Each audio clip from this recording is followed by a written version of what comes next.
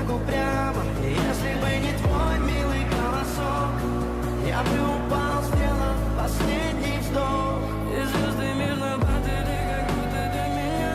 Я каждый раз загадывал тебя не потерять, но больше не могу, я просто мучаю себя. Теперь ты пожалел меня. В камине в 6 утра фотография твоя, горят воспоминания о тебе.